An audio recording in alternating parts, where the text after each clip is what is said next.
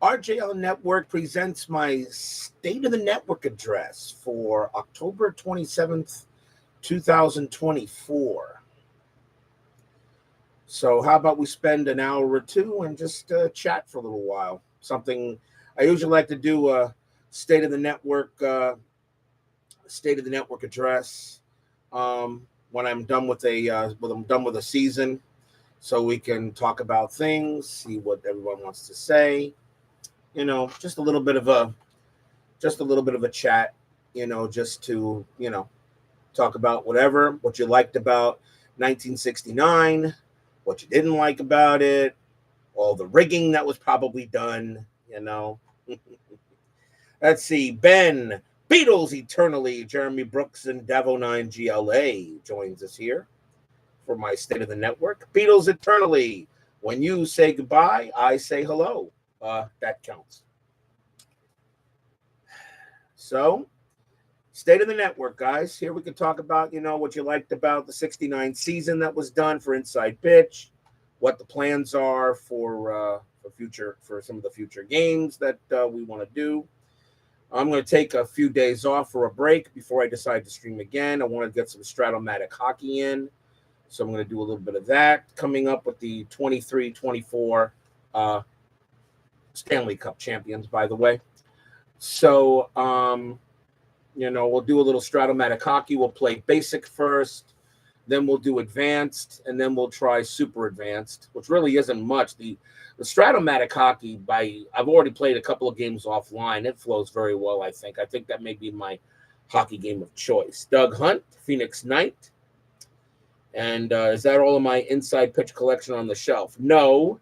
My inside pitch collection is in storage. So, it's in storage there. And I already, believe it or not, guys, I have already put my 1969 season away. As you all know, 1983 is the next season. And I usually always say this when I do a State of the Network, and it is usually often true. I already have my 1983 inside pitch cards here. I've already printed out the fringe players. I've already printed out the FastScore. As here is, as there's 1983 season FastScore already set. I already have the first schedule block. I've already gotten the pictures I want for the ballparks. If I wanted to start the 1983 season, I could start it tomorrow. I could start it tonight. But I need I definitely need the break. The one thing about this, I know a lot of other people out there, Al Red Sox fan, baseball demos, Uncle Dave Gardner, Ron Juckett. They all try. They do a lot of streaming, but the one thing when I do it is I pretty much stream every night during a replay, and with all the screaming and yelling, my voice sometimes really can't take it. So I definitely need the 2-month break that I get, and it's actually a little longer than 2 months. We actually completed 1969 before the end of October. So I actually have a little bit about 2 months and a week. I will have a demo game for 1983. That will be the Philadelphia Phillies versus the Baltimore Orioles. That will be at Memorial Stadium. I already have the demo game lineups for that. As I always play a demo game before I start the next season, a slow and steady game of inside pitch. So when is version 4 coming out? Chris is still working on it, and he may be making some more changes to it. And he's told me, and he actually released another chart update, but I wasn't sure if that was any changes to it. So I had to email him back and ask, is this updated, or are you just sending me a chart? And he went ahead. Let's see here. Chris went ahead and said that some people were saying that the charts were a little too small. So he printed out some larger versions of the chart, for people, maybe for people, make it easier to read, So But there were a couple of changes on this chart that are not on the charts I actually used. So I had to ask him, did you change anything that I should be aware of? I'm pretty sure version 4 will be out before my next season. He is testing right now, 2002 and 2005. There are going to be some changes to the cards, and they should be pretty interesting when they're released. I do know what they are, but I'm not going to state what they're going to be right now. You'll just have to see, and you'll have to wait and see for it. He has taken a few of a couple of extra suggestions I made, so that inside pitch continues to be, in my opinion, the most exciting tabletop game you can play. So there will definitely be some, there'll be a few changes. Figuring 2000, I wouldn't be surprised if he releases 2002 and 2005 along with 2024. I have a funny feeling that's when he's probably going to release those 2 seasons with it. Dave at Baseball Demos is waiting for the inside pitch 2002 season because he wants to replay the Moneyball with the Oakland Athletics. So I know he's waiting for that. And there's going to be some more things coming out for inside pitch, but they're really so they are not officially official yet. They're not officially official yet, but some of it's still a beta test, and some of the rules I liked, some of them I thought were but you know me, I like to play rules as written. I do make a few house rules, but not many. I just like playing by the rules as there. Let's see here. Out of curiosity, what pictures do I use for stadiums? You can get these pictures from anywhere, Phoenix Night. You can get pictures from downloading like Replay Baseball. You can get all the pictures. You can find these pictures all over the internet. Phoenix Night. You can get all these pictures from the internet. Pretty much. There's so many pictures of ballparks out there. You'll have no problem finding them. For 1969 and earlier, I take the color photos and I make them black and white. Now that we're doing 1983, we'll be back to color photos now, for the 83 season. I've already gotten the logos I've created for 83, including the extras that they didn't have because they didn't have the division series or the wild card series in 83. So I had to create those logos, get the years in there. So, so you can find these baseball stadiums anywhere, Phoenix Night. You can find them anywhere on the internet. The program I use to get the logos and everything on it is an online program called Pixlr, Pixlr. It's free. Although I do pay a membership for it because I'm constantly using it to get the logos and everything on the ballpark pictures and such. So, so you can find those ballparks anywhere there, Phoenix. You'll have no problem with it. At the moment, no, Doug, there is no news at all on 1920s, 30s, or 40s. He has to complete these remaining 4 seasons in the 2000s before he even thinks about going any earlier back from 1956. He is using a new Raider program, which is actually building his seasons a lot faster, he said. So maybe if that's true, after he gets these remaining 4 2000s seasons out, which is 02, 03, 05, 06, to fill the holes he has, he will start working on seasons before 1956. I've already told him which seasons a lot of people would like to see, an inside pitch format. But I know he's not going to get to that yet. He still has to finish these 4 modern years, and before he does anything else. So maybe we'll see that. Remember, I go ahead and tell. I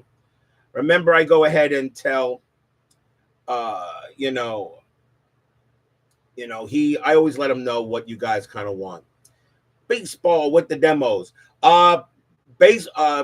Dave, I tell you right now,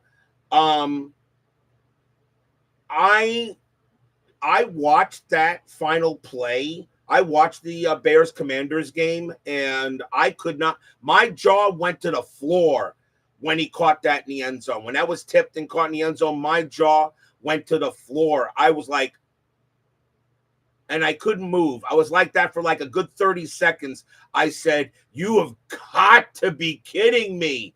That's one of the greatest Hail Marys ever in NFL history, as such. And if you're a Bears, and I said that, and I went ahead and said, and I went ahead and said, all Bears fans barf. Yeah. I'm pretty sure every single Chicago Bears fan barfed. So, so somebody better check on Sportsman Z and see if he's okay. Because remember, he's a Chicago fan. He's a Bears guy. So someone need to check on Sportsman Z and see if he's alive. Because that was one hell of a way to lose the game. What happened to the Fins? I don't care. Miami Dolphins stink, and it doesn't matter. It doesn't. Bad teams lose, Cutter Historical. Bad teams lose. So what happened to the Fins is irrelevant. The season is over. I don't care. All right. Right now, I'm more concentrated on the Miami Hurricanes for college. Florida Panthers off to a good start. The Heat. And looking forward to seeing what my Mets do in the offseason to maybe get back to the NLCS next year. There's a Steve Tower. Haven't seen you there in a while. Good to see you there, my friend. By the way, I loved your costume there, Steve Tower. Playing Johnny from the Karate Kid. No mercy. No mercy. Is Alonso leaving the Mets? I don't know. It's up to him, I guess. We don't know what he's going to do. Mets need Mets need some starting pitching and a couple of bats. There should be no reason why they can't be back there next year. I was very, very happy with the Mets. Very happy with the Mets. There were 11 games under 500 in the middle of May, and I thought the season was done. And I thought that Mendoza was just not the man. Then all of a sudden, the Grimace era began, and the Mets just started tearing up the league. They had one of the best records in baseball since then. Just fell short against the better Dodger team. The Los Angeles Dodgers are definitely the better team. There's no doubt. It's not like they lost to a team that didn't really figure in anything. They lost to the Dodgers. And right now the Dodgers are 2 wins away from winning the World Series, which they're probably going to do. So, sorry, Yankee fans. But, so I have, if you're a Mets fan, you should be extremely satisfied with the way the Mets season went. You had an exciting season against exciting series against the Brewers. You had an exciting series against the Phillies. All right. Just not enough starting pitching. Mets need some starters, and we need maybe a bat or two, and I think we'll be back. We'll be back there. I had, I pretty much definitely will, say that. Mike Terra Supernova joins us here. Mets will be resigning the Hawk Tua girl. Who maybe, I don't know. She was one of the, I think it's Grimace is the one they gotta resign. Yes, Success Cheese too. The AFC in general is garbage. No doubt about that. They are absolute garbage. The Buffalo Bills are just running away with the AFC East. Dolphins stink. Patriots stink. Jets stink. I know the Patriots won today, but the Jets are trash. And I'm pretty sure Aaron Rodgers wishes he was back in Green Bay. So, and Aaron Rodgers got some loose screws right now. He needs to retire. Yep, that's what Jets stands for. Just end the season. As a Dolphins fan, I can't stand anytime the Jets. I'm hoping now the Cowboys lose to the Niners. Any day the Jets and the Cowboys lose is a good day in the NFL. So, yesterday, college football, the Canes took care of business against the Knowles, even though a lot of people said, well, the Canes didn't destroy the Knowles. I said it was a rival. I think we can all agree, for all of us college football fans, what do records mean in a rivalry game? Nothing. Rivalry games are rivalry games. Okay, if the Knowles had beaten the Canes yesterday, that would have meant a successful season for the Seminoles. So the Canes right now, They got a tough game against Duke coming in down here. This college football season so far has been extremely exciting. There's no dominant team really this year. I mean, Oregon is up top, but they got a tough game against Michigan coming up. Pittsburgh's got to play SMU, which is a big game in the ACC.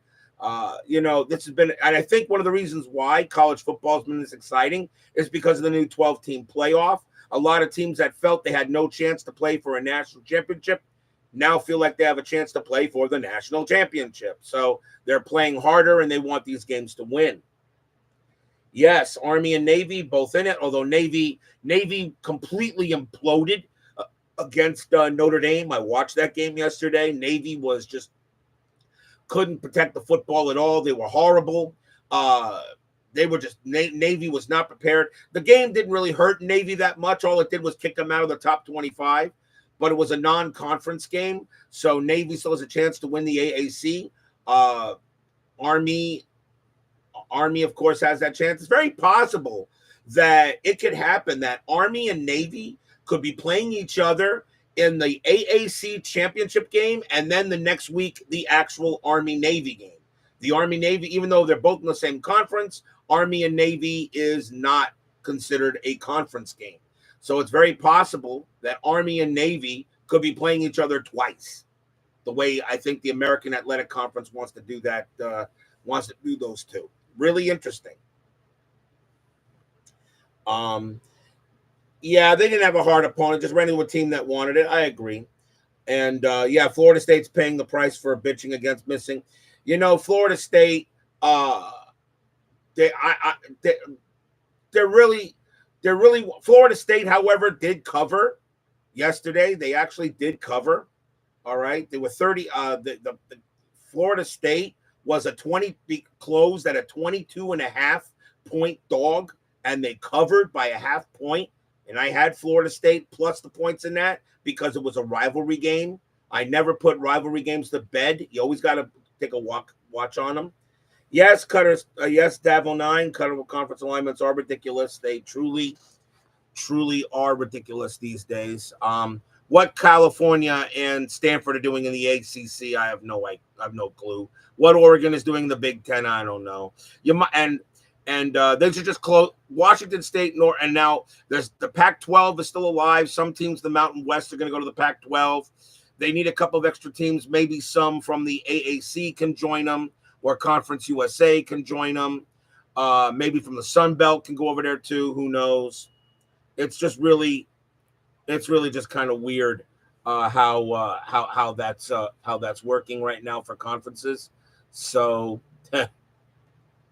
I will definitely tell you right now, college football is crazy, but it is awesome. I'm loving it, even though Ben Witz hates it because, as he calls it, modified American rugby, but college football was still king, in my opinion, in this country, even though the NFL still owns Sundays. But I watch NFL games and I see college football games, and everyone can tell me when you watch the atmosphere at a college football game is so much different than the atmosphere at a pro football game. They're absolutely, totally apples to oranges, totally different. Arkansas just needs one win to bowl eligible. Oh, yeah, and I think Arkansas will get that. I think Arkansas will get that one win. I think they'll get there. So college football has been exciting so far. And, I'm looking forward to seeing how the rest of this season shapes up. But anyway, so I'm glad you guys watched my 1969 season for Inside Pitch. We pretty much stayed in the same era, pretty much, although, and I'm probably going to change my eras a little bit for the next selection show because I really want all four eras now to have the same amount of seasons. So there's probably going to be some changes in eras. So for the four eras. And so it might no longer be legendary, classic, modern, and contemporary. It may just be Division A, Division B, Division C, Division D for my next selection show, which will take place probably in April, I think, when we get to the 83 World Series coming up. Now, the 1983 season is I think 83 is an excellent choice. I know a lot of people wanted 1990. I'll be honest, I was one of them. I was one of the people for 1990. I wanted 1990. I actually wanted to vote for 1990 because the Mets in 1990 were 91 and 71. They had a better chance to make the postseason. In 1983, even though Tom Seaver was back on that team, the Mets in 83 were absolute trash. So, absolute garbage. 1983 was absolute garbage. So, absolute garbage at 83. So it's going to be another lean year for my Mets, I think. I'll be lucky if we don't finish in last or in fifth place in the National League East. We're still going to use the same rules. There are 4 divisions, so top 3 teams each division will make the postseason. Must have winning records or they will not get in. There is one caveat to that. I have to have a minimum of 4 teams. So, and that goes also for any season for the seasons before 1961. I have to have a minimum of 4. So if 1958 had been chosen, there were only 16 teams in there. Okay. So I would have to take the top 4 teams in each league, and doesn't matter if they had a losing record or not. I have to have a minimum of 4. I have to have a division series. Okay. Anything. I don't have to have a wild card series. Okay. For the season, but I have to have a division series. So a minimum of 4 is necessary. Okay. Even if they don't have a winning record, I have to have a minimum of 4. So, well, Davo9, you've already seen it. So, you've already seen what happens. If 5 teams have winning records, the number 5 team plays the number 4, and there's only one wild card game. It's only one wild card game. That's what we did. We had the American League. The American League 1969 only had one wild card game, the Detroit Tigers and the Minnesota Twins. And then the winner of that game went to play, what was it? The Oakland, what was it? The Baltimore Orioles. So, and Minnesota won that. In the National League, we had 6 teams. Okay, the Braves played the Dodgers, then the Dodgers played the Pirates, and the winner there played the Cubs. Meanwhile, the Mets had to play the Giants. So, so you have to be above 500, okay, in order to get in. But in seasons where it's a possibility only 3 teams could have winning records, and that does happen in the older years, I have to have a minimum of 4. So, and I'm probably going to go ahead and state that in my standings, say must have a minimum of 4. Got to have a minimum of 4. It's just got to be there. All right, there, Replay Dugout. Good to see you. Steeler fan joins us here. Is that a Pittsburgh Penguins 5-time Stanley Cup championship? No, it is your other favorite team, the Florida Panthers Stanley Cup champions. Your other favorite team there. I know you love the Florida Panthers, Steeler fan, just like you love Bill Swift. I know Bill Swift is your favorite player there, Bill. Matt, I know for a fact you can't wait for another exciting Bill Swift game in the future. Don't have to worry about that in 1983, though. I don't think Bill Swift was not in the league yet. So I know you don't have to worry about Bill Swift. I know Steeler fan has a picture of Bill Swift on his wall. All right. He loves Bill Swift. So, it have to have at least 4 teams. So, and the thing about it is, in the National League of 1983, only 4. There were more than 4 teams with winning records, but they only take the top 3 teams in each division. Okay, if you're 4th place, you don't deserve to be in the playoffs, and if you don't have a winning record, you don't deserve to be in the playoffs. But I have to have 4 teams. Okay, if I had 3 teams, that means only one would have to play a division series while the other one immediately goes to the championship series, and I don't think that's fair. So you got to have at least 4. Thank you very much there. Further review with Steve Tower. We'll see you later. And yes, looking forward to watching more of your excitement there, Steve. You are one of the best in the business, absolutely. So, but 1983, I think is going to be fun to play. They all are. They're all fun to play. I've already got the first schedule block set for the season.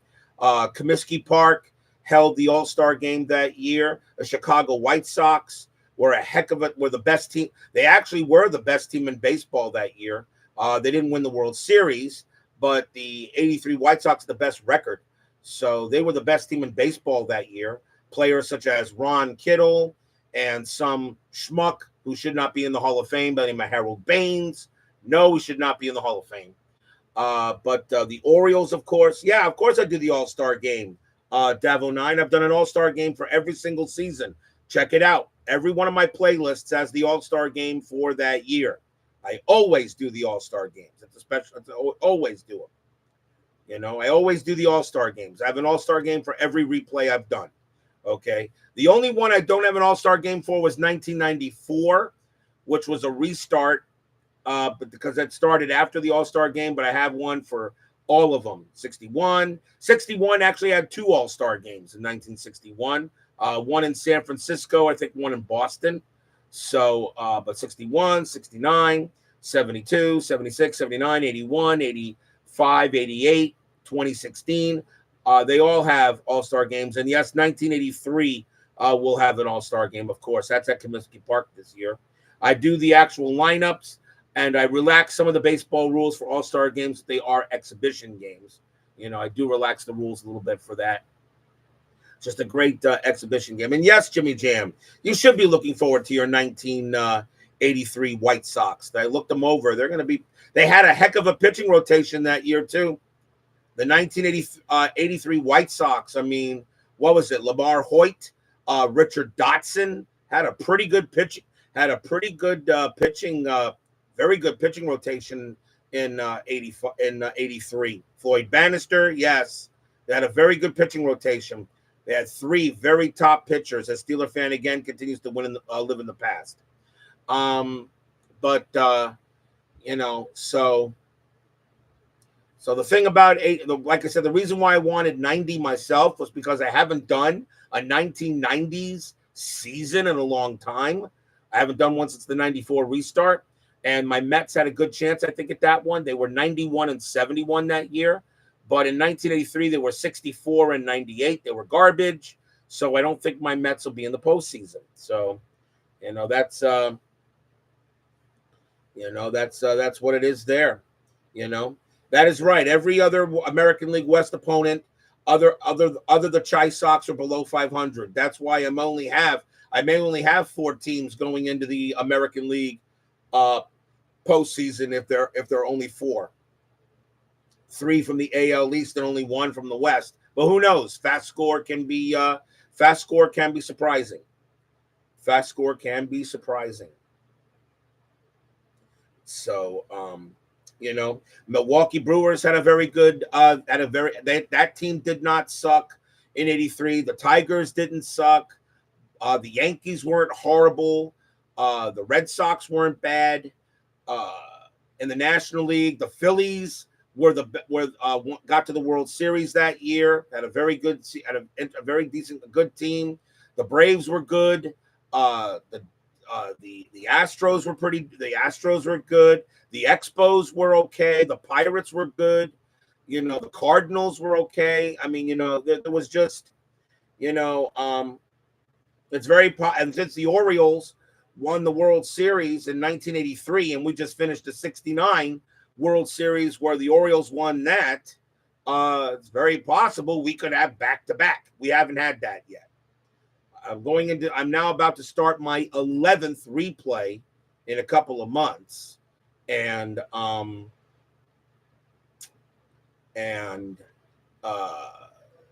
they, you know, we haven't had a back-to-back champions. This was the first Baltimore Orioles championship for them, and this was also the Giants' first appearance in my World Series. So, but yeah, I thought 1969. I thought 69 was a lot of fun. I thought it was. I thought it was my birth year. Everyone says that if you're going to do cards and dice, baseball, or any sport that you do, you should do the year of your birth. Well, I had a feeling sooner or later 1969 was going to get in there. I'm just disappointed my Mets didn't even make it. Again, my Mets, everyone talks about rigging. My Mets have never won a postseason series on the network. Not one single postseason series. I had a 2-0 lead on the Giants in 1988, and then I got reverse swept. And in 1969, the Giants swept me 3 straight. Even with Seaver and Kuzman, it didn't matter. Bobby Bonds killed the Mets just like Greg Luzinski kind of killed the Mets in the 76 replay that I did. So the RJL curse lives on. Baseball Demos did ask a question, and he said, let me find him here. Should you do your selection show after 73 finishes or wait until the spring? Well, I do my selection show before the World Series, which gives people the vote. I'll tell you, Dave, I would just do your show before you start. I would actually probably do your show before you start the season. Maybe do your selection show a week before opening day a week before opening days or something, like maybe do a in March or something like that, and do your selection show there. I would think that. I don't. If you want to do, you could do your selection show now, but your seasons, however, you do 1 game per week, and that season won't start until late March. I would probably wait until getting close and let people vote. You don't want a 6-month break. I only have a 2-month break. Dave is doing 1987 Stratomatic, was just doing an American League 87 replay for Super Advanced Strat.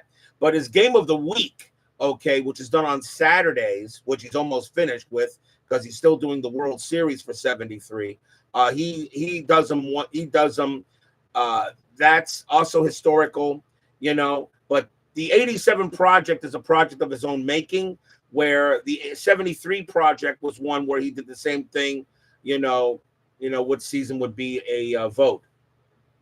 So he's just doing game of the week. So he only does 1 game, per week from the 73 season, And I thought, and again, the curse continues. My Mets made it to the World Series in 1973. They did not make it in his replay.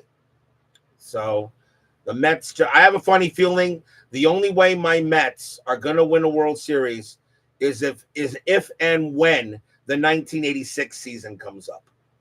And I will be really mad if they don't win that one, because that's my favorite Mets team of all time is the 1986 Mets. Not they weren't the best team in baseball history, but they certainly were the craziest.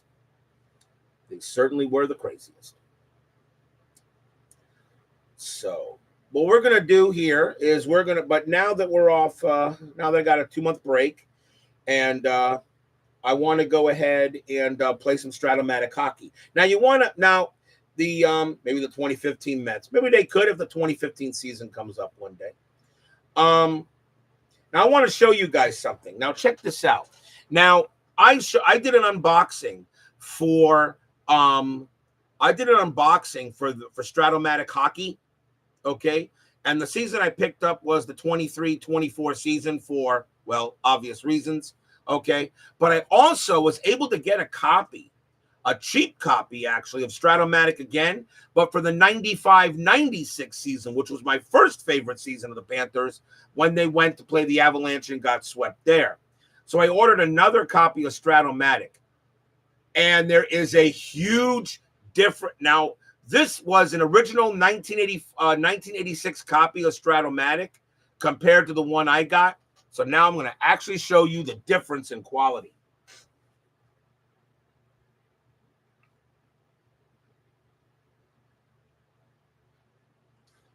So here are Stratomatic. Okay. So for the Stratomatic new version, all right.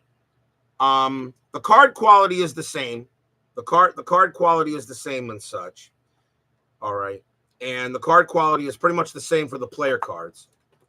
And what I did is I went ahead and got the split decks, but I sleeved them.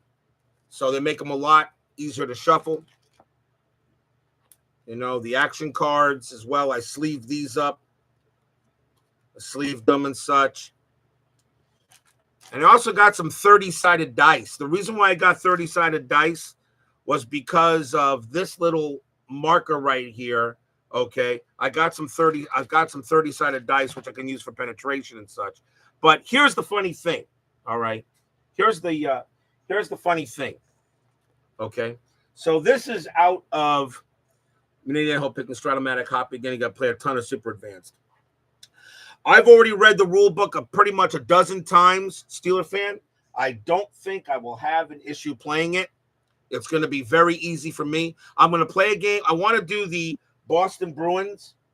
The series I want to do is the Boston Bruins and the Florida Panthers Stanley Cup Series, the semifinal. I've already gotten all the players and everything. Plus, 1980. This year was the first year that they actually got all the players you can get. So, like, if you look at the Florida Panthers here, and they actually have, you know, I got the extra players, but there actually is cards. So look, an example here is a guy named Justin Bordiff, but this was a fringe player, kind of like what Inside Pitch does. And you could get a PDF of these, and I downloaded them. So I got every single player for the 23-24 season. That's the first time I think they ever did that. Something their baseball season should do. But here I want to show you something. So here it is. So this is from the newer box. Okay, so this is from the new box. Same quality. Now here is the board that I got from the new box. Here's the board. Complete cardboard. Complete cardboard. Absolute total cardboard, right? Okay. Absolute total cardboard. Now, I just want to show you something. So these are from the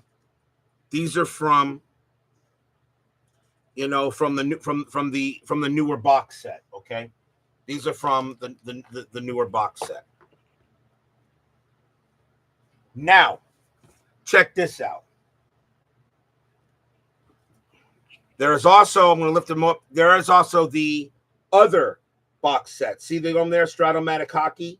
This is the one that I got from eBay that had the 95-96 season. Unfortunately, he doesn't have the extra players, but I can live with that. Here is the board from that. Mounted. So I wanted a mounted board, and I actually got a mounted board. So I wanted a mounted board for the rink, and I got the mounted board out of that one. Rule books are different too. Stratomatic rules from the new one, Stratomatic rules from the old one. There is a difference, of course. Now, this was the best thing. This is the supplementary chart from the new game.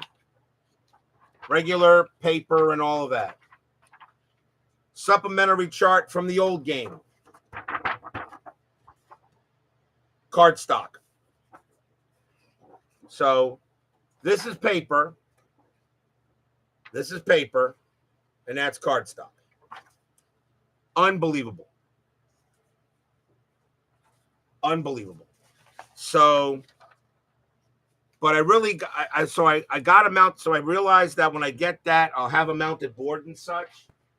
But, you know, I'll have a mounted board now I can use. So now I can go ahead and use the mounted board, you know, when I play the Stratomatic games. I purchased a laminator. I actually did purchase a laminator. I haven't used it yet. It's still sitting down here on the floor. I've not even plugged it in. I have to test it. But I got a laminator. So if I want to go ahead and laminate the, I've got, yeah. So I'm going to laminate them, Steeler fan. I will be able to laminate them. So I have a laminator that I purchased. So I'll be able to laminate. But I haven't used it yet.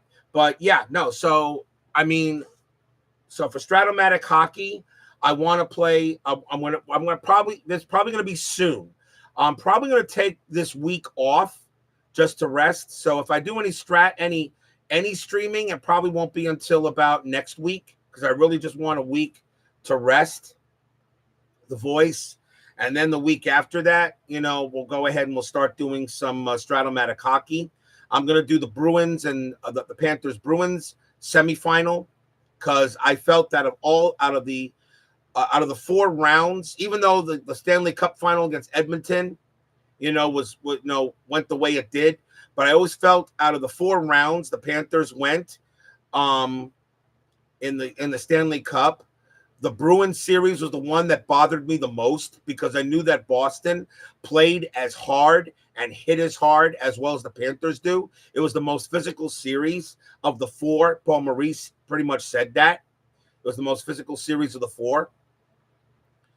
And so that was the series that bothered me. Even when the Panthers are down 2-1 to the Rangers, I really wasn't worried yet. Although it would have been very interesting if the Panthers had lost Game 4 and the Rangers took a 3-1 series lead.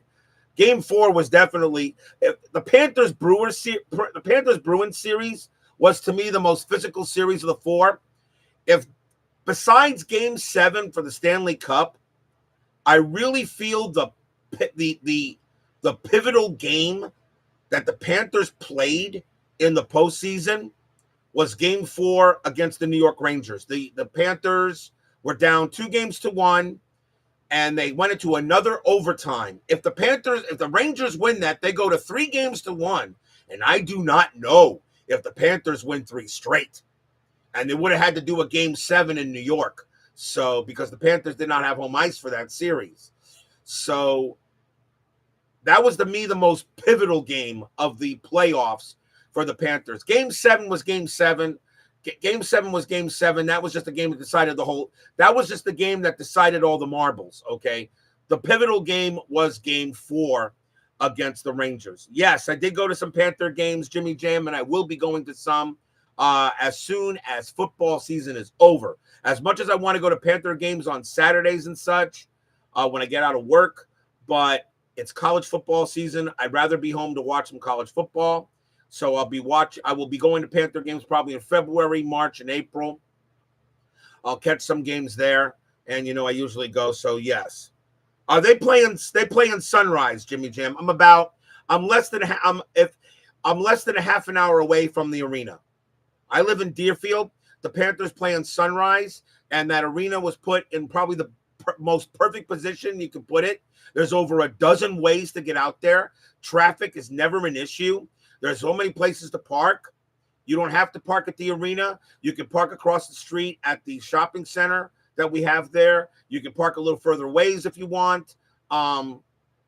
Trust me, there are many ways to get there. It was a perfect place. That's where they should have built the Marlins baseball stadium, but Broward County did not want another stadium or arena.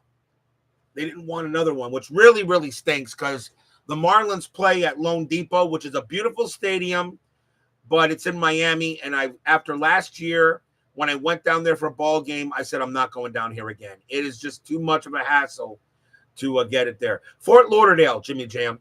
Fort Lauderdale would be the big city it's near. Even though Miami liked to go ahead and say that, this was a big victory for the city of Miami, I like to tell all the Miami fans down there, no. Florida Panthers is a Broward County team. It's all Fort Lauderdale. It's all Sunrise. This was Broward County's Stanley Cup.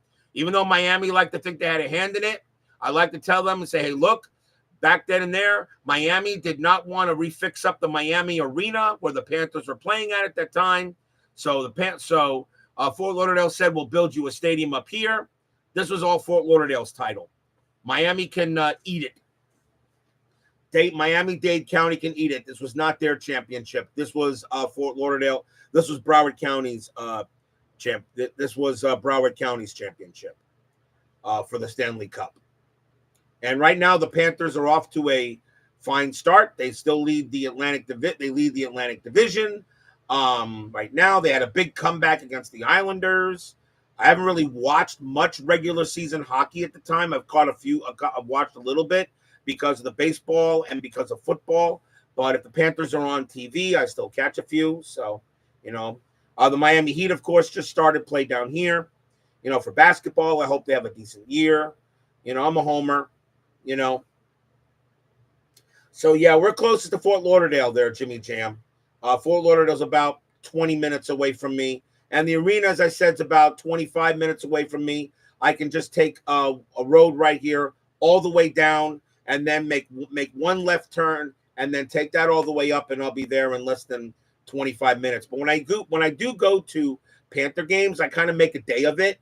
If the Panther game is like at 6 o'clock or 7 o'clock at night, I'll make a day. I'll go to the shopping center. I'll park my car at the shopping center, and I will I'll walk around the shopping center for a couple hours. Then about an hour before game time, I'll walk across the street to the arena and go catch the Panthers. So, So there right now, there's a lot of Florida Panther mania down here since they won the Cup. And it really was a great thing down here when the Panthers won the Cup. It really was. It was a great thing. They extended Paul Maurice, the head coach. They extended his contract, deservedly so. And they've extended Carter Verhaeghe. They're working on Sam Bennett right now to see if they're going to be able to keep him for the next offseason. It'll be great to see if the Panthers can win can win the Cup again. But it'd be great to see if they can repeat, which is a very hard thing to do. But right now, we're still, even though we're still on a high down here with the Panthers winning the Cup, even though it's been a few months, it's been 4 months, but they're still on a high down here with the Panthers. So we're still up there. Yes, the weather down here is finally beginning to cool down a little bit. Temperatures right now are in the low 80s to mid 70s. We haven't gotten into the 60s yet. Our next cold front should get us into the 60s for the first time. And since I think we were in the 60s at one point in May, I think May was the last month we had 60-degree weather here. But we should be seeing our next cold front will go ahead and our next cold front will be will probably get us down into the 60s finally, and we'll finally be really beginning to cool off. But we're no longer hitting 90s down here anymore. 90s are now done. We're done with 90s now for the rest of the year. In North Florida last November, it rained. Well, yeah, we've had a lot of rain lately. Remember the storm, the hurricane just passed up there about a few weeks ago. So, so absolutely, it was we had the rain and such. And yes, Clee baseball fan, that Van Beesbrook card from '96 is not too bad. It is not too bad. The 3 split decks, 3 action decks. So I just shuffle them all for the game and you had a D40 3D printed for use for timing. Yeah, that's okay. That's cool. That's cool. No, I kind of like the way I think I agree with you, Matt. I think Stratomatic hockey may be the best of the bunch. And here's another thing too. I also ordered a copy of another hockey game, but I did not do an unboxing for it. And I'll show it to you here. And it is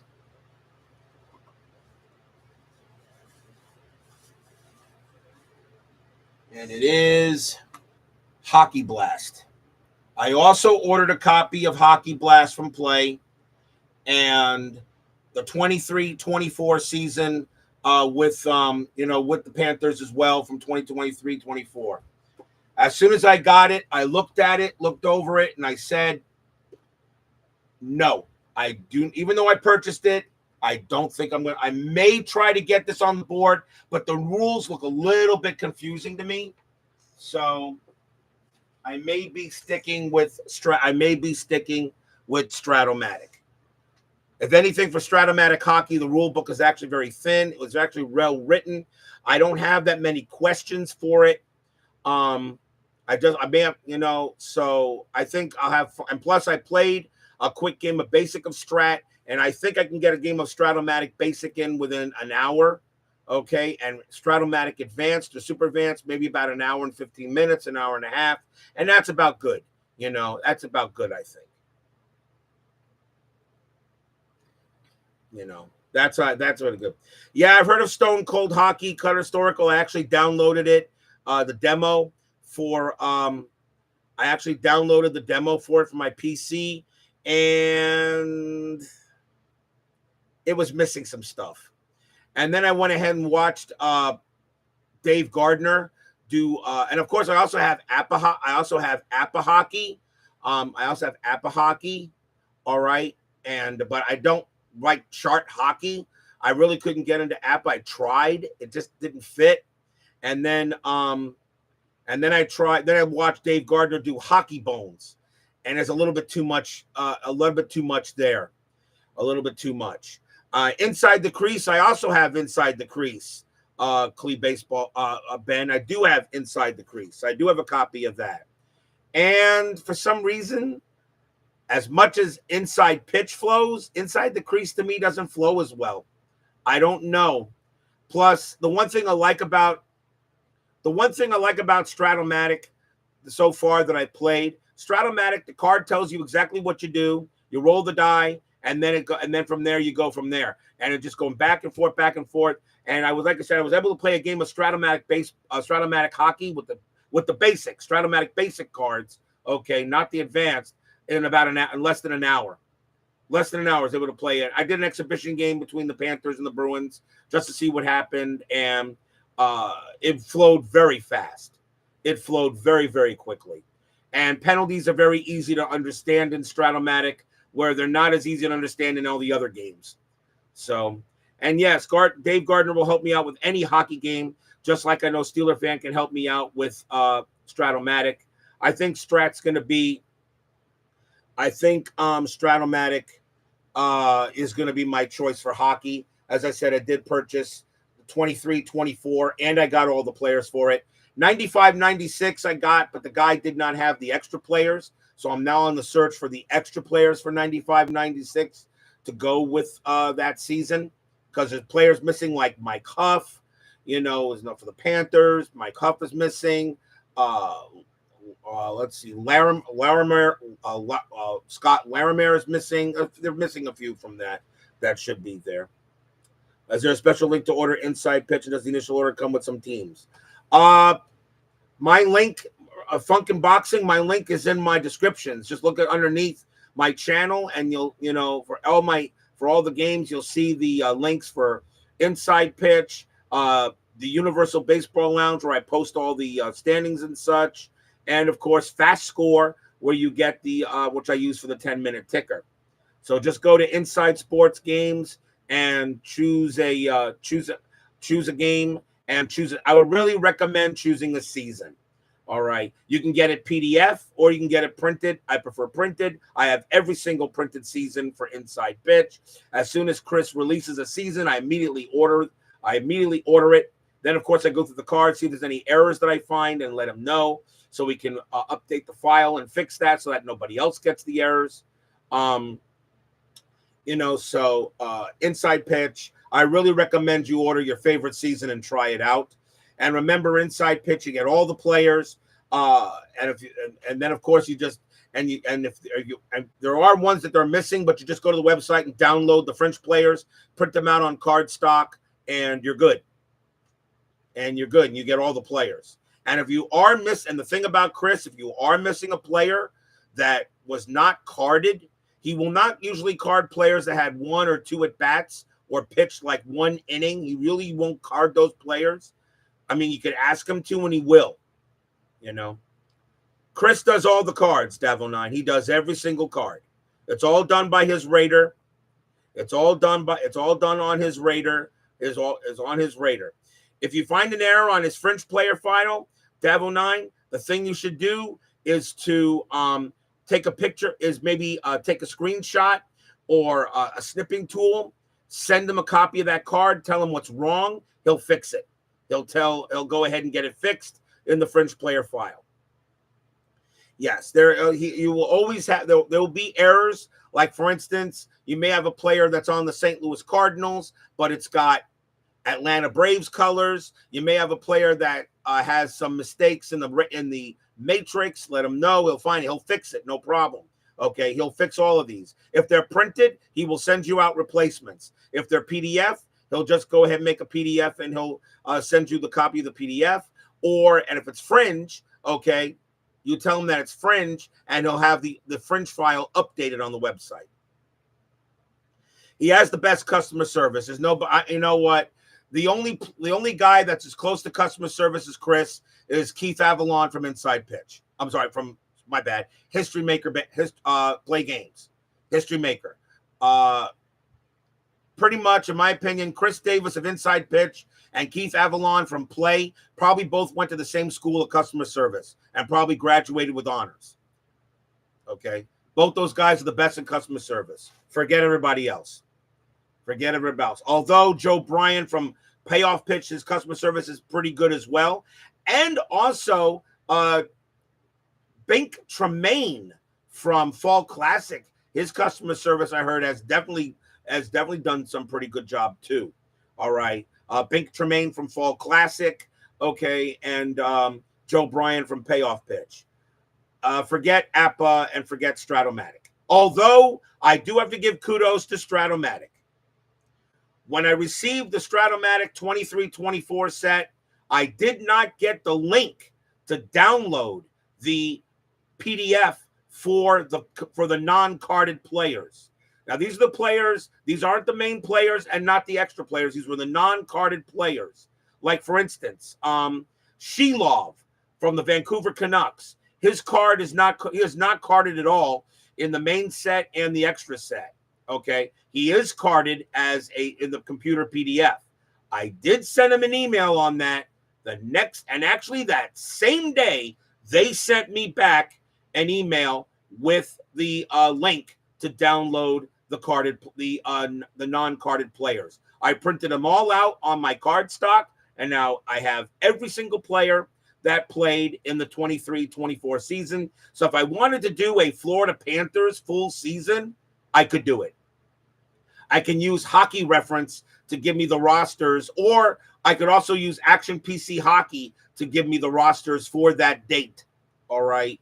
But I'm going to do the playoffs between the Bruins and the Panthers. I've already gotten the players all set that were on those teams for that series. So we did pretty good. So I will give Stratomatic some kudos for hockey. And yes, my bad, Steeler fan. Lee Anthony Crooks, yes, is in a three-way tie with Chris and Keith. I will put him as a three-way tie. Yes, I am sorry about Lee Anthony Crooks. I don't order much from him, but I do have every one of his Glory Days boxing sets. But I always like to support him anyway, even though I don't play it really, but I buy it just to support him. But yes, can't knock Lee Anthony Crooks. I just wish he'd stop photobombing that beautiful Ebony Queen that he likes sending pictures to. I just don't know why he keeps on photobombing that lovely candy. I don't know why he keeps on doing it.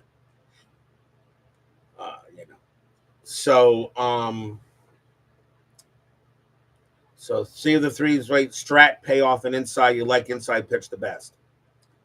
A lot of people have issues with Inside Pitch because of the way it flows, the way it plays. Yes, some cards may not be rated to your liking. I always tell, just like David Baseball Demo says, play the game you want the way you choose to play it. If you think the rating for a certain player is too low or too high, change it. Change it. The cards are customizable. You can always go ahead and write something on the card if you want. I would probably, what I would do instead of writing on if you're doing a printed card, I would probably, instead of, writing on it, I'd probably make a copy of it and then, change, and go into it and change it. You could do that. But there is no perfect game. And then Dev09 is right. There is no perfect game out there. There isn't. If a perfect game would be, to me, the card quality of payoff pitch, the gameplay of inside pitch, and the ratings of Stratomatic, put those three together, you would have a perfect game. I think if you were to mold Stratomatic, inside pitch, and payoff pitch into one game, I think you would have a perfect game. You would have the pitcher-batter flow of inside pitch. You would have the card quality of payoff pitch with those cards, and the ratings of Stratomatic, which pretty much Stratomatic may have the most accurate ratings. They probably do. All right, you would have a perfect game. You would probably have the perfect game.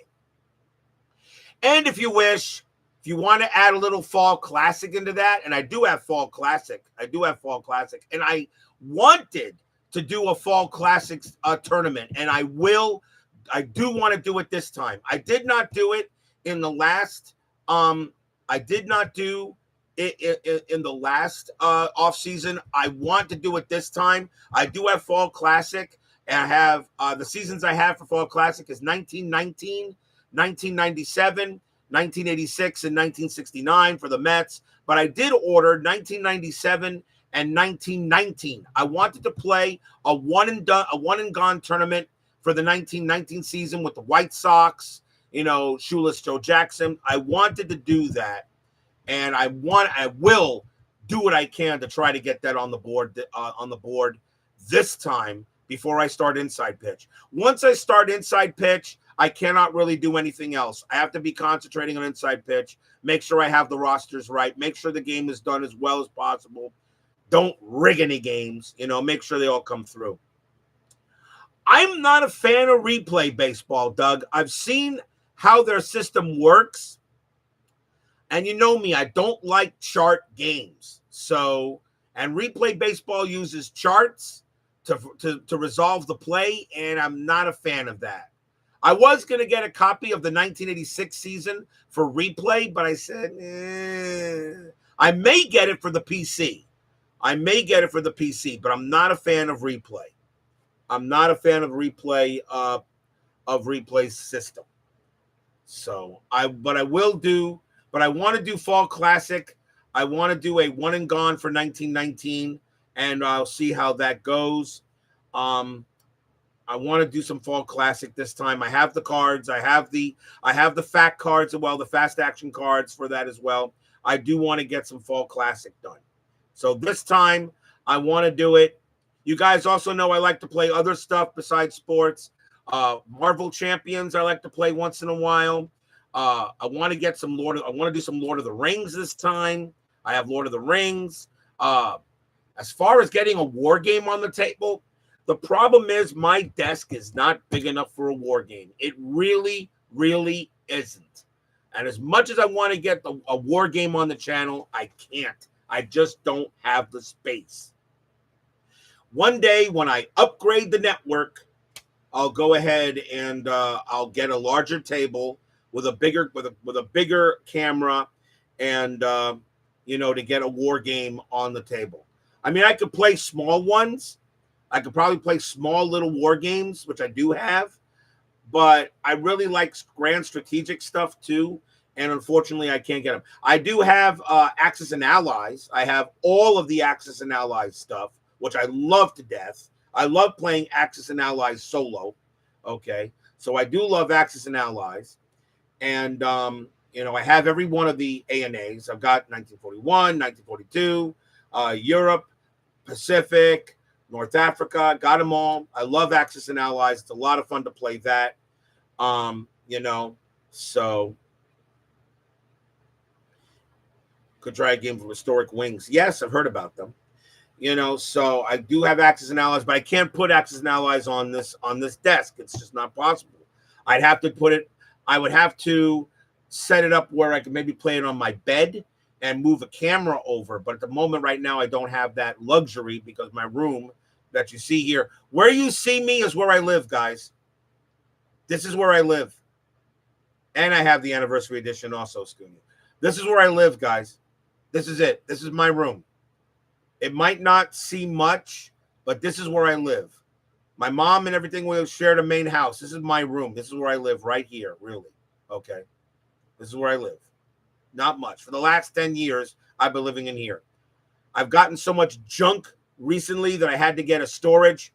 That I got a storage. I get storage, so I have all my Arkham Horror, all my Lord of the Rings, all my other war games, Memoir 44, all the other Inside Pitch seasons. They're all in storage. But the storage unit of mine is like 2 minutes away. I can just drive down there, get it, and come back in less than 15 minutes. And I would love to have a fluffy cat, and I love cats, but unfortunately we cannot have a cat here because our home is not cat proof. And yes, Dave, nobody gets more junk than ID Jester. Absolutely. He is the junk master. But he knows what he's doing when he's playing his games. And we love him. We love ID Jester because of the way he does his war games, his baseball. He does it everything. ID Jester is, in a way, I could almost say ID Jester is the Al Red Sox fan of Florida. He does everything. Although Al Red Sox fan doesn't do war games, but Al Red Sox fan, of course, he is the king. He is the king, and I always love watching him when I get an opportunity. So, all right, we've been on here for an hour. Give me 1 second when I get a quick drink, okay? Give me one moment.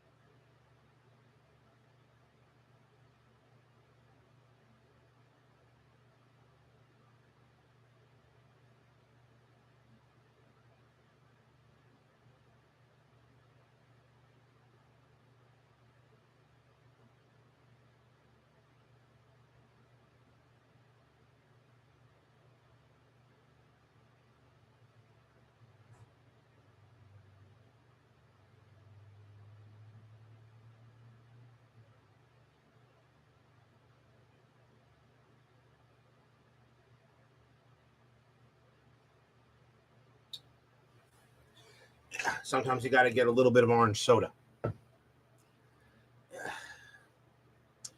When is the U versus RJ Network World Series? Well, I don't know. Well, me and Dave can work something out on that. But right now, he's going to finish his very exciting 1973 World Series for Strat, and the selection show. Oh, you must have left me. I'm thinking really wait closer to opening day.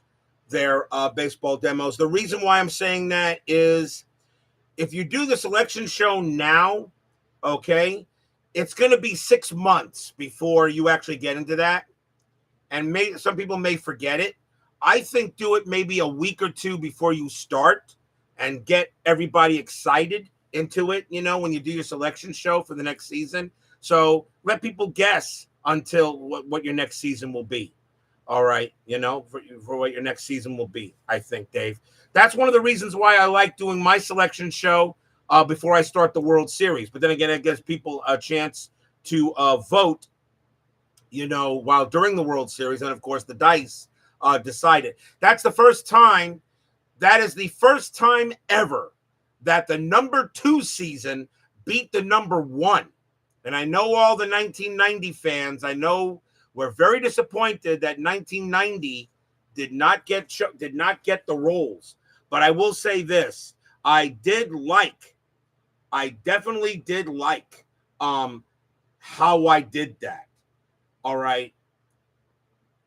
In the first round, 1958 actually made it interesting against 2011. And then, but 2000 held on, and then 2011 lost to 83, and then 83 beat 1990. I liked how that worked. I liked how that worked. It was very exciting to see, that. And, and by removing a die, you remove the lowest die, and that low die can mean the difference.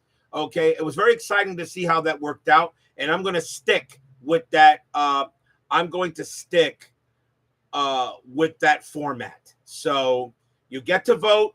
The top season gets 5 votes. That's 5 dice. The number 2 season gets 4. The number 3 season gets 3. And the number 2 season gets 2. All right. And then you roll the number and the ones, and then on the rolls, you take away the lowest die from the season with the more dice, and then you add it up together. And I'll tell you, we got a very interesting reveal show. And even though I did want 1990 to pull it out because the 90 Mets were better than the 83 Mets, but 1983 is going to be a lot of fun. We know the 83 Reds will lose 100.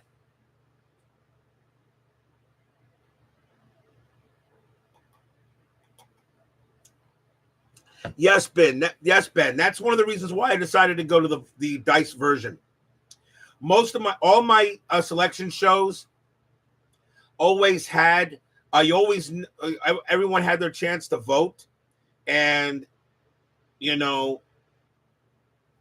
and I said, and all the time we already knew what the next season was going to be, but I said, you know what? The voting, the selection show is the only one. The choice of the season is the only thing that I don't roll dice for. We're going to change that. So that's why I decided to add dice. The first time it was just 5. It was just I didn't remove the single die. I didn't remove the lower die. I just left it the way it was, and was 4 straight sweeps. And I said, nah, boring. So I decided to go ahead and now remove the lower die. And that actually made it very interesting, I thought. Would it be ironic if 1990 won the selection show for the NBC? Yes, it would be. Yes, it would be. Never know, yes, it would be. I like the old way. I didn't vote till last minute because I already counted votes. I knew what season won. See, that's the thing. You want to make the vote. The funny thing is this. At the start of the voting for the selection, for the seasons, 2011 got the early lead. 2011 had the most votes early. I think there were 30 to 40 votes in at the time. And there were 30 to 40 votes in the time. And 2011 had the lead over 1990. 1990 was second, 1983 was third, and 1958 was fourth. And then after the more votes came in, 1990 took over the lead, and 2011 fell behind 1983. And yes, I like Orange Pop.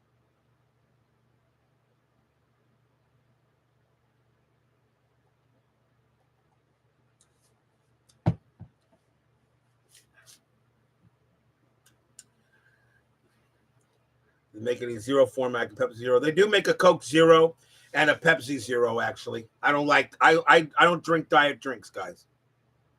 I don't drink diet drinks. I don't drink anything or eat anything diet. I eat what I want, and I don't care how much fat or sugar it's got in it. I will eat it. And why? Because you only live once, so you might as well enjoy eating. Because, well, you got to do it. That's right. You say, screw it, live life. We're all going to die. It's just a question of when. That I can guarantee. That I can guarantee. So, and I always tell people, I say, well, what if it gives you a heart attack or something like that? I said, well, then it's just my time. But obviously, I guess I'm still here. I'm still here on Earth for some reason. So I guess whatever my mission is, I haven't completed it yet.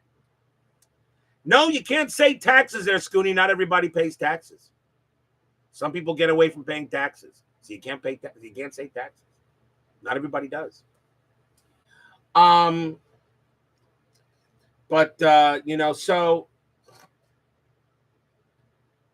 so that's how I wanted to do it for your mission is to play every season of Inside Pitch.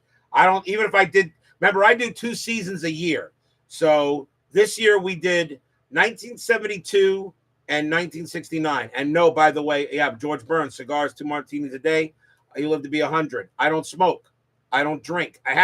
I'll drink an occasional beer once in a while, but that's it. And I don't take drugs, although some people think I should start. But, but yeah, no, I mean, I only do 2 seasons a year. I probably could do 3, but that's a bit much. 2 seasons is good. 1 season in January, and then starting the next season in July. When we start the season in January, when I reach the postseason, the regular season of actual Major League Baseball is starting up. And then when we get to the then the second season starting in July. So when we end that season, we're in the postseason of the actual World Series. That's the reason why I like how it works. January and July are the 2 best months to start. So when my seasons are done, you already get to watch some regular season baseball. And of course, when my second season is done, we're in football. Now we can watch football and all that, and like that stuff as well. So, that's why I chose 2 seasons a year. It's enough. And now I have 2 months to rest, do some other stuff, play some other stuff on the board. There will be surprises. I'm not going to always state something in the community, like say, okay, we're going to do this here. Sometimes I just might hop on you guys. So if you see a notification that I'm online, that I'm doing streaming, hop on in. You okay? Because I don't know what I'm going to move, when I'm going to schedule. Because remember, Inside Pitch, I go ahead and, I schedule. And all you guys know what the next games are usually going to be. All right. But these, maybe Stratomatic Hockey or the Fall Classic, you're not going to know. Yes, Ohtani will play Game 3. You are going to see some hockey. And I'm going to say next week, we're going to do some Stratomatic Hockey. I want to take the rest of this whole week off. Today is my State of the Network, and I'm not going to stream at all this whole week. I want to go ahead and I want a break.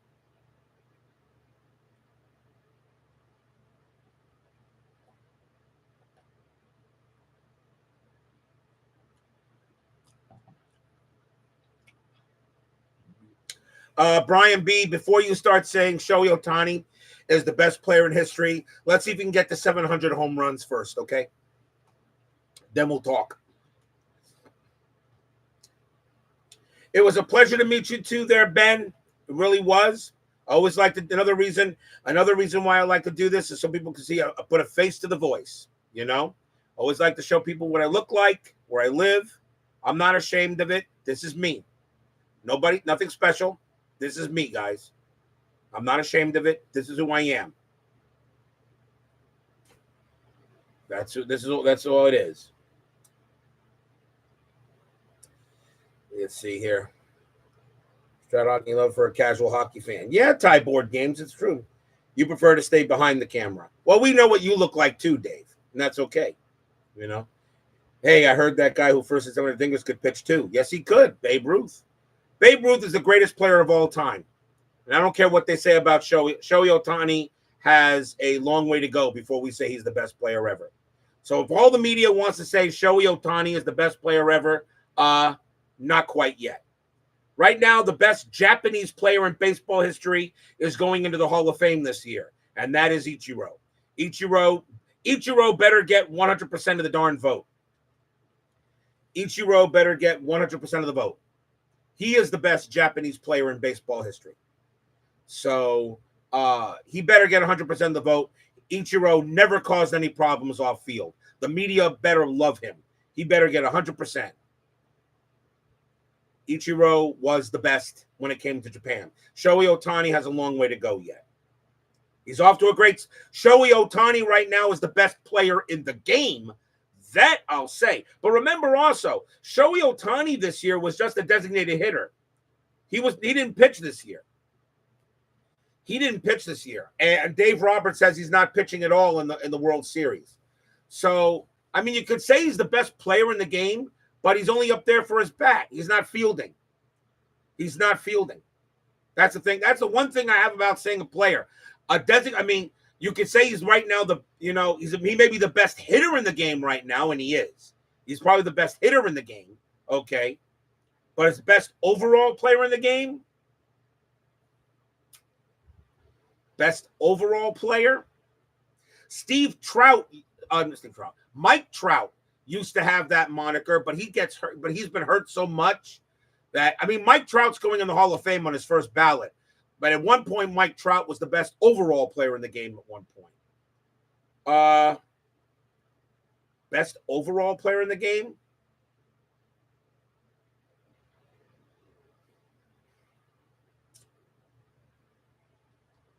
I mean, what? Ronald Acuna? Even though he was hurt this year, but Ronald Acuna maybe? He did a lot of crazy things last year in 2023. Ronald Acuna? You know? No, it's not Giancarlo Stanton, Rick. Absolutely not. It's not Giancarlo. I mean, Ronald Acuna, you could say, is the best overall player. Francisco Lindor got off to a very slow start this year, and then and now people think he's got a shot at MVP, which he's not going to get. That's going to go to Shohei. That'll go to Ohtani. But the thing about Ohtani, he didn't field. That's the only thing. He didn't field. He's a DH. He's a DH. So best hitter in the game? Yeah. Pete Alonso came off a little bit. Pete Alonso, I don't know if the Mets are going to be able to keep him, but I don't know. Pete Alonso, he's still one of the better hitters in the game, but he's got to stop striking out. He's turning into Dave Kingman, and that's not a good thing. Either hit a bomb or you strike out. No, they don't use ghost runners in the World Series baseball demo, Dave. They don't. No ghost runners in the postseason. Ghost runners are not to be used in the postseason. Just like I didn't use them in my postseason, in my extra inning. We only had one extra inning game, I think. Didn't we? I think we only had one extra inning game in my playoffs, and that was the one against what was that? I think we had one extra inning game. Adam Dunn, To me, the best designated hitter in baseball history was the guy that will be on the Milwaukee Brewers for 1983. And he was also one of my favorite players, and that was Paul Molitor. Molly, I think, was the best DH. Paul Molitor, I think, was the best designated hitter ever. I'm not going to take anything away from Edgar Martinez or anything like that, but and the reason why I'm going to say he was the best DH, Paul Molitor could also field. Paul Molitor could field. So, Molly could field. Paul Molitor was one of my favorite players back in the early days. Even though I was not a Brewers fan, but I like Paul Molitor. Good guy, solid, one of the best hitters of one of the. I think no, Harold Baines was not a decent DH, and no, Harold Baines should not be in the Hall of Fame. And yes, Harold Baines is in the 1983 season. I may have to edit out his card. Yeah, Molitor could steal. Molitor had speed. Yes. Yeah, what about Freddie Freeman's version of Kirk Gibson? What about Freddie Freeman's version of Kirk Gibson in Game 1? When I saw the grand slam by Freddie Freeman, all I heard was Jack Buck say, "I don't believe what I just saw." That's what it was. An epic moment. I still say Kirk Gibson, however, his home run was bigger. was bigger than Freddie Freeman's. But I still say his home run was bigger because Kirk didn't play the whole game. Freddie did. You know, it was just, I just felt, I mean, and yes, that's one of the greatest. And yes, Kirk Gibson's home run is one of the greatest home runs in World Series history. Absolutely. You're a Gibby fan. You think Freeman's home run, given the rivalry and the extra inning nature of the walk-off, that's a plant stat. Possibly, Ben. But the reason why Kirk Gibson wasn't supposed to play that game. And he was hurt. And plus, Freeman did it on one pitch. Kirk Gibson, had to actually have an at-bat. Okay. As big as Freeman, I'm not saying anything bad about Freeman's grand slam. That's going to go down as one of the greatest home runs ever in World Series history. It will, okay. But I think Gibby's was a little bit bigger because Gibby was called off the bench, and nobody thought he was going to do what he did. And Gibson also did it off the best. Yes, and Devil Knight is right. He did it off the best reliever in the game too. Did it off a Hall of Famer. Freeman got his off of a smoke. Yeah. So absolutely, definitely. I'll put Kirk Gibson's home run over Freeman's just a little bit. Just because it was, just because Gibson really had truth of the matter was Gibson had no business being at the plate. But Tommy Lasorda put him out there. But Gibson had no business being at the plate for that game. He had no business at it. That guy was hurt. He was hurt. He was injured. He had no business being up there. He had no business being at the plate. But we all know what the greatest at-bat in baseball history was, right?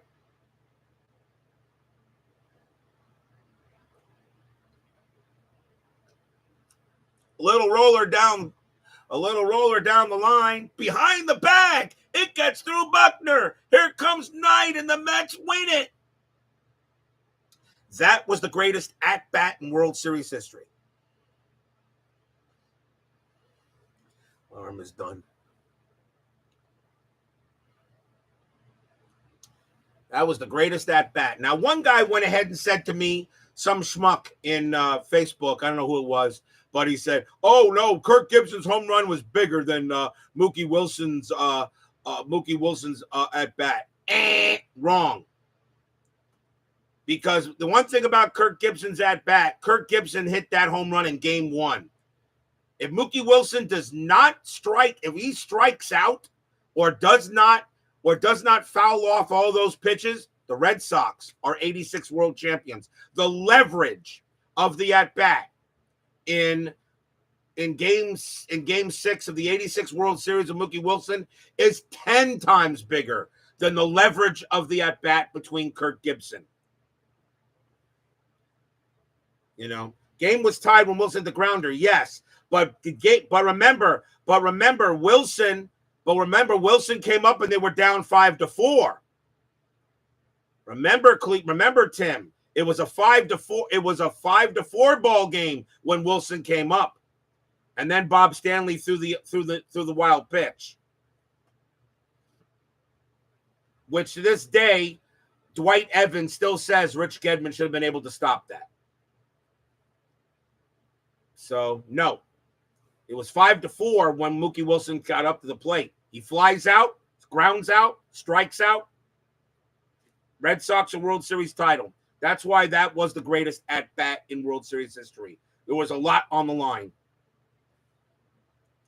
Yes, the 86 postseason was probably the best postseason ever. I think it was. 3 of the top 10 games in MLB Network's best games were from the 86 postseason. Game 6 of the Astros-Mets series. Game 5 of the Angels-Red Sox series. Rest in peace, Donnie Moore. And Game 6 of the Mets Red Sox World Series.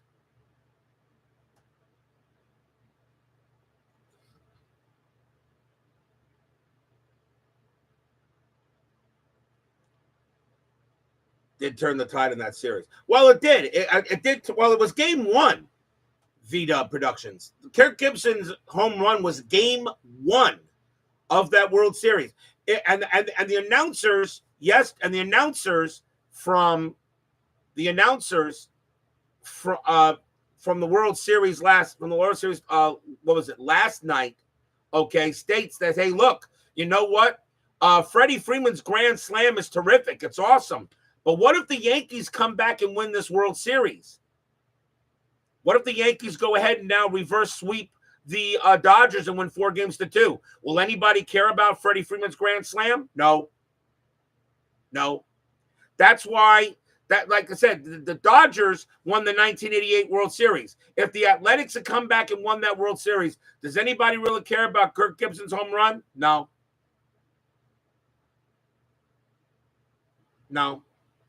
So, it all depends. You got to win the games. Like, for instance, talk about hockey. Last year, the Florida Panthers had a 3-0 lead on the Edmonton Oilers. And the Edmonton Oilers won 3 straight games and actually brought it to a Game 7. And the Panthers won Game 7. Does anybody really care now that the Edmonton Oilers won 3 games in a row to force a Game 7? No, nobody cares. Who raised the cup? Who raised the cup? It wasn't the Oilers. I had this schmuck. On Facebook said, "Well, we went ahead and brought you to 7 games." I said, "Okay, but who raised the cup? Who raised the cup?" Nobody cares about the losing team's wins. It's all about, nobody cares who loses. Okay? If the Oilers had won that cup over the Panthers, first of all, it would have been a devastating defeat for the Panthers, being up 3-0. All right. But then the 4 games would have meant something. But we won 3 in a row. Yeah. And last I checked, it was Alexander Barkov putting the cup over his head. Last I checked, it was Sergei Bobrovsky raising the cup over his head. Who cared? Connor McDavid didn't even come out to get his Conn Smythe trophy, and I did not blame him. A lot of people, Canada cares about that 3-0 comeback, and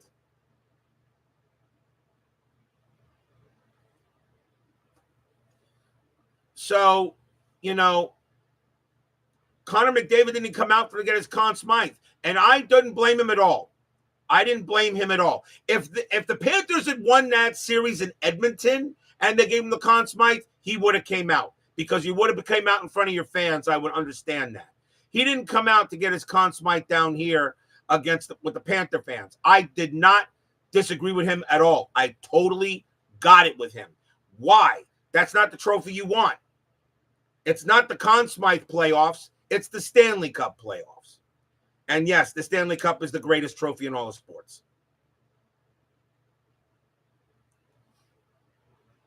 Yes, Ben Witt says, Reddick said nobody holds ticker tape parades for the President's Cup. True. Nobody cares. I had no problem with Connor McDavid not coming out. I would have, if he had actually come out to accept the trophy, I would have given that man serious respect, but I would have been shocked if he actually came out and got that trophy. I would have been absolutely, seriously shocked if he came out and got it, even though his parents were in the crowd. But I would have been absolutely, totally shocked if he actually come out and got it. But he didn't, and I totally respected him for it. I understood why. Because that's not the trophy you played for. And I think it's even more devastating that you were down 3-0, and you came back all the way 3 games, made it a 3-3 series, and then lost in the final game. I think it even hurts more. Would have been better if you just got swept. But to get that close, one goal, maybe it hurts more. I don't know. And right now, Edmonton is struggling a little bit early. But then again, they struggled last year too, and then they got where they got. Right now, the best team in hockey looks like the friggin' Winnipeg Jets. They haven't lost a game yet. Winnipeg is on a mission. Maybe it's their time. Paul Maurice said, when Paul Maurice, head coach of the Panthers, said, you know, I'm very happy. The next team I want to win the cup is the Winnipeg Jets. I want the Winnipeg Jets to win the cup next because he loves that team. I think that was his first team. He wants Winnipeg to win the cup.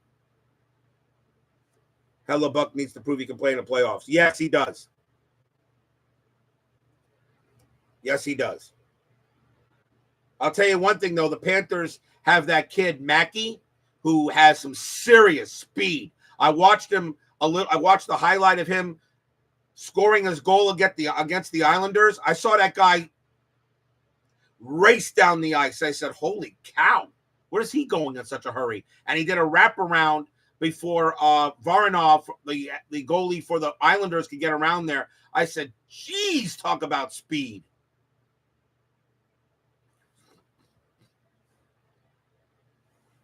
You know, I mean, if the Panthers don't win it this year, I'm not going to cry. I mean, we got the championship. That was the one thing. I was more nervous about winning the title this year than I would be if we played for it again, because we already got it.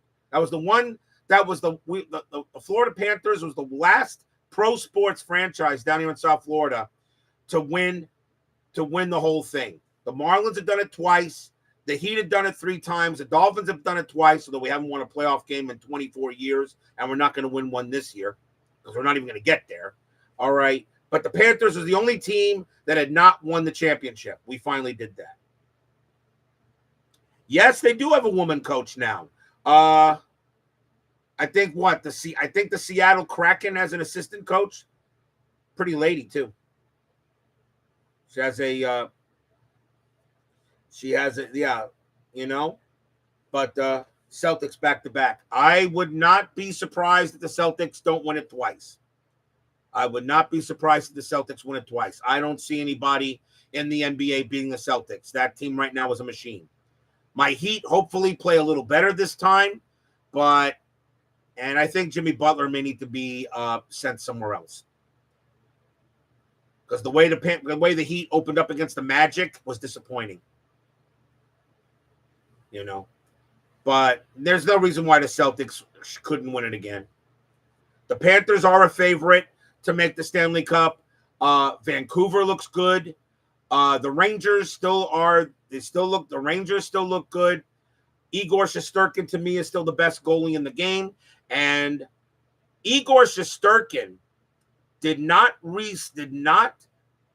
extend his contract, did not take the free agent offer from the Rangers.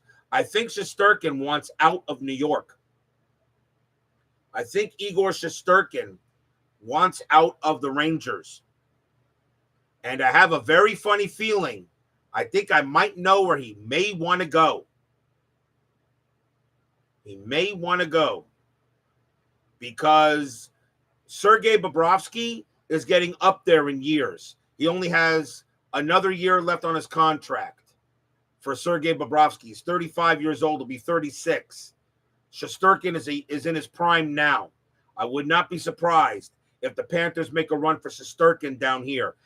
That might just be unfair if the Panthers get Igor Shesterkin in the next for 2025-26 or something like that. That would not surprise me at all. I don't think Shesterkin wants to stay in New York.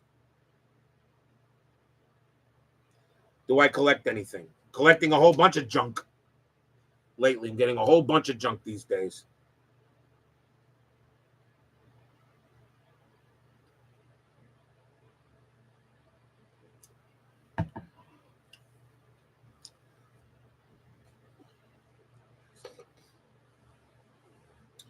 Oh yeah, Igor is playing for a bigger contract, no doubt.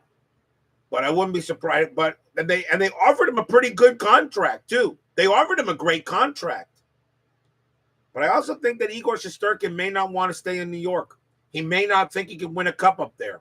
And as good as the Rangers is, as good as he is, and as good as the season the Rangers had last year, and of course they extended Lafreniere, which is a good move for the Rangers. I don't think the Rangers have the power to win the cup. I just don't think so. You know, the Florida Panthers in 3 years went from winning the President's Trophy, and they got beat in the second round after beating the Washington Capitals in the first round of in 2021-22. They won the President's Trophy and got beat by the Lightning in the semifinals, in the conference semis. The year later, they were the 8th seed, beat Boston, beat Toronto, beat Carolina, and lost to Vegas. Vegas was a bigger team, but the Panthers were hurt also. The Panthers had injuries in that series against Vegas. Still don't think they would have beaten them, though. Last year, the Panthers were healthy and were on a mission and were completely dedicated to winning the cup this time. And the thing about it is in the 21-22 season, the Panthers got the President's Trophy, but they were all offense. There were a lot of players that were on that team that were more offensive, like Jonathan Huberdeau, who was a longtime Panther, but they sent Huberdeau packing. They didn't, Jonathan Huberdeau, who was a longtime Panther. But then they went, they sent him packing, and they didn't think the Panthers could win playing offensive hockey. So they decided to say, you know what, we're going to go defense first. We play defense, hard-hitting, bone-crushing hockey, and if we get a goal-scoring chance, we take the shot. And hence the result.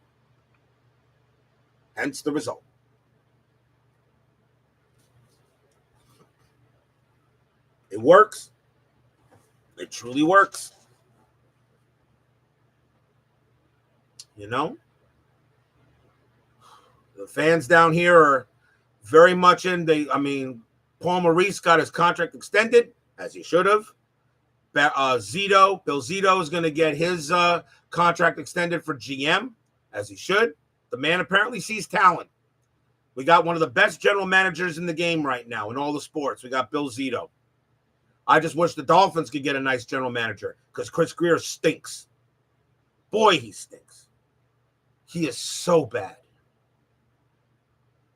My Dolphins ain't winning anything. We lost to the Cardinals at home today. We lost to the Arizona Cardinals at home. Even with Tua. The Dolphins have a lot more holes than just Tua. Need to draft Cam Ward next year. Need to draft Cam Ward. Need to get Cam Ward. Which Zito could have done that for Columbus, where he was previously. Columbus, that's a different time. It's a different city. I don't know what the owners did for the Columbus Blue Jackets back at the time, but obviously, the Violas down here, the owners for the Panthers, they like what they saw, and it just seems to be working well for what they did. The Panthers there were some players we lost. We did lose. We did lose Montour, which I'm kind of sad we lost Brandon Montour. We lost Stolars, the other our backup goalie, but we signed Greer, we re-signed Verhaeghe, we re-signed Reinhardt. That was the big move, and we re-signed extended. We now need to re-sign Bennett. I think we need to keep Bennett. And Barkov should be back from injury when the Panthers play the Sabres. He should be back for the Sasha Barkov should be back.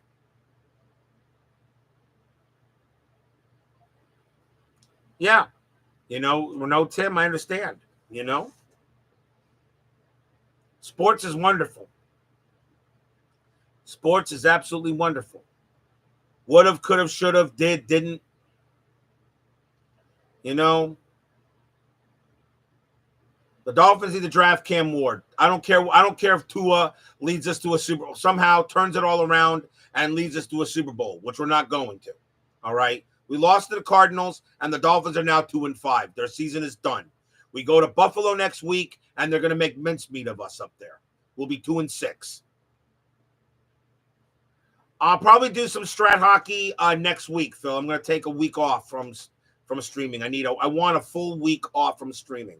I just want to watch everybody else for a while. I want to watch Dave at Baseball Demos finishes 73. I want to watch maybe some of Dwayne Martz's stuff. I want to listen to Beatles Eternally. We will have strat hockey probably next week.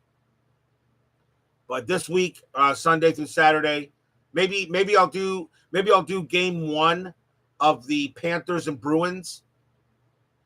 Maybe next Sunday night. Basic. I'll do Stratomatic Basic first. I'll play a full game of Strat Basic using the basic cards, and then we'll go to Strat Advanced, and then I'll probably do Super Advanced. Believe it or not, Stratomatic hockey is very easy to play, and it flows very well. It flows very well. I played a number of games offline, and I think Stratomatic hockey flows better than any other hockey game right now that's out there. Maybe it doesn't have all of the nuances that hockey has. You know, maybe it doesn't have, but Stratomatic hockey has a very easy penalty system, has a power play, has a very easy timing system. The card, you don't have to worry about moving a clock. You know, don't worry about moving a clock counter. All right, you just use the cards. Stratomatic has a very easy system, easy readable system. You know, I just feel that I just think Stratomatic flows best. Inside the crease, I got a little confused with on certain, like the penalties. Appa, I just didn't like really at all. I didn't like Appa at all. And I just picked up a copy of Hockey Blast from Play. But after reading through the rules, I went, Plus, Hockey Blast doesn't give you all the players. Hockey Blast doesn't give you all the players. Where at least Stratomatic did. You just have to if anybody orders 2023-24 Stratomatic hockey, make sure you order the main set, the extra players, and then download the non-carded players. And you'll get every single player that played in that season. I just wish Stratomatic Baseball would do the same thing. If Stratomatic Baseball did that, Strat would probably go back on top.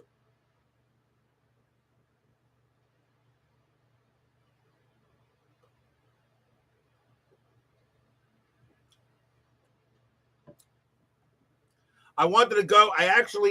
When I emailed Stratomatic to get the link for the non-carded players, and they got me the link later that same day, which was finally I see some good customer service. I emailed them. Thank you very much for emailing a link to PDF, okay, for the Stratomatic hockey players. And then I actually wrote, why don't you do that for baseball?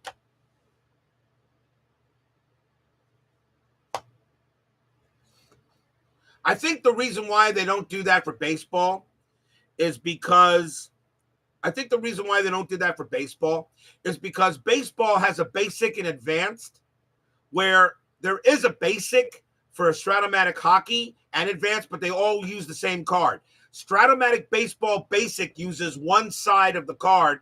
Stratomatic Advanced uses the other side. Maybe they just don't feel like doing double-sided printing. I don't know. I said, I don't care. Do a PDF file for the non-card for the extra players. Okay? If you want to get people to spend $100 on a baseball season, fine. Okay? Get your main set, then you purchase the extra players, and then you send a PDF for the non-carded players. If you can do that for hockey, you can do that for everything else. They did not answer that email, by the way. I did say thank you, but they did not answer my question. I mean, you're going to go ahead and you're going to do that for Stratomatic hockey, but you're not going to do that for Stratomatic Baseball.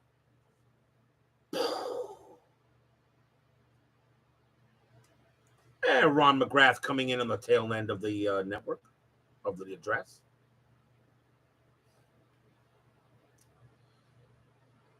If they do give me a response, I'll let you know. But right now, they have not given me a response.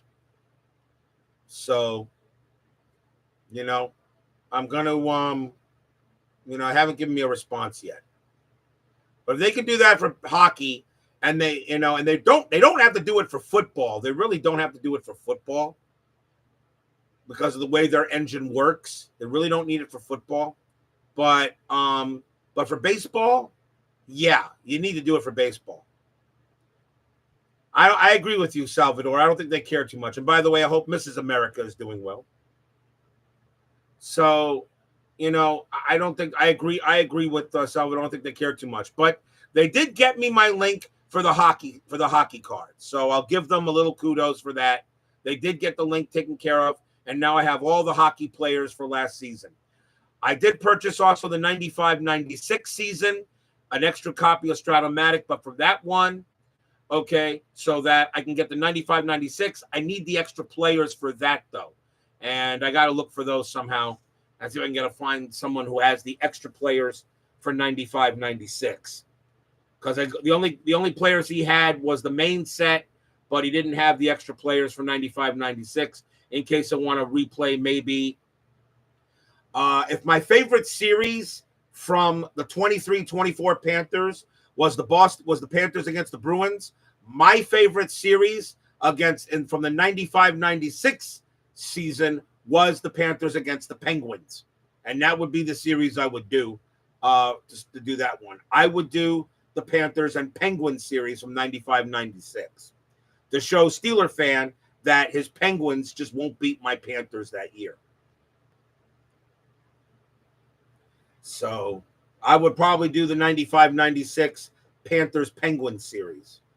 Probably do that. I wouldn't mind doing a full hockey 23-24 replay from the Panthers. I wouldn't mind doing that.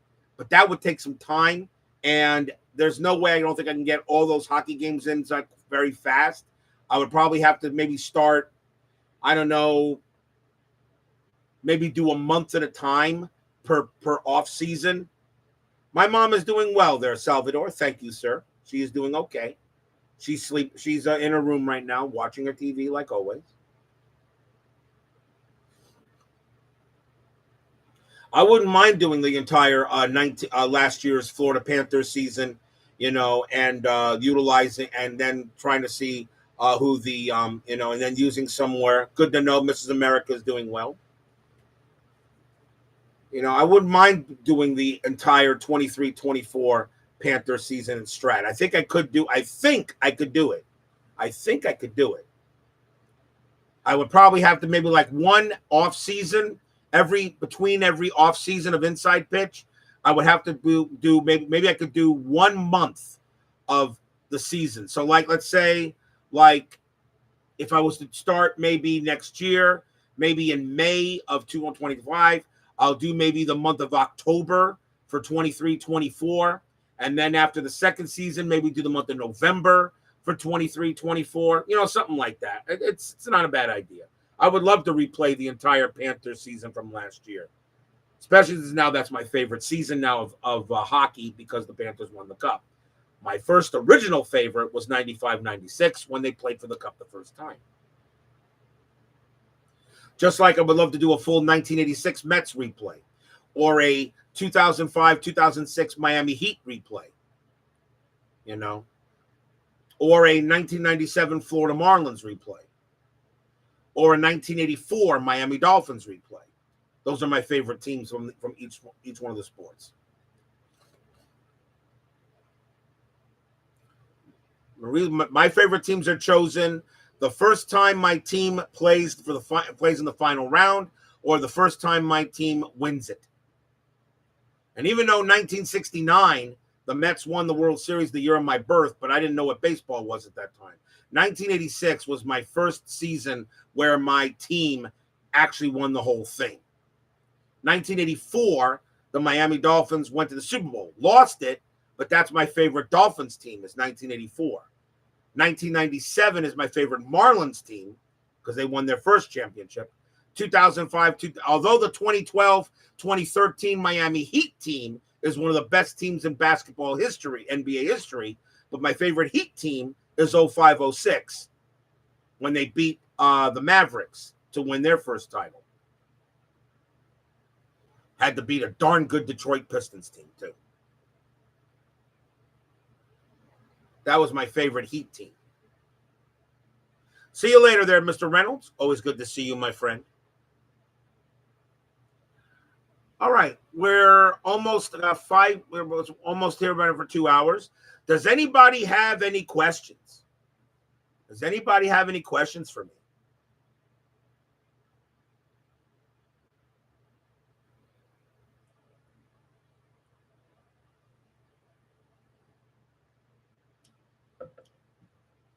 As I said, I'm not going to do any streaming the rest of this week.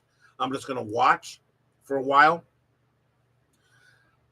I think we'll do game 1 of the Boston Bruins versus the Florida Panthers Stanley Cup playoff semifinal from Amaranth Bank Arena. I think I'll do game 1 of that series next Sunday. That'll be basic Stratomatic hockey. I'll use the basic cards and to show you how basic works. And then after that, we'll go to advanced and then super advanced. I actually, the super advanced power play is a little confusing because they changed some of the timing. So I created a new timing key to go ahead and go with that. So new timing key for power play for the super advanced version. You're welcome there, David Vega. Yep, 1983 is going to be fun. Yes, Salvador, I did see the Commanders' Hail Mary. That's going to go down in history as one of the greatest Hail Marys ever. There's no way that should have worked. The Chicago Bears did not play that well at all.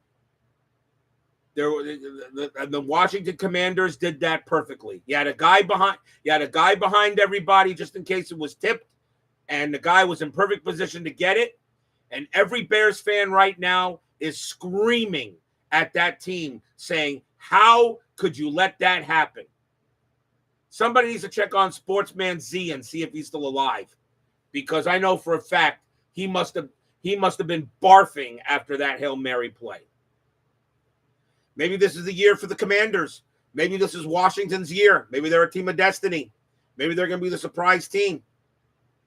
Right now, the Commanders are 6-2, and right now, Jaden Daniels looks like Rookie of the Year. So,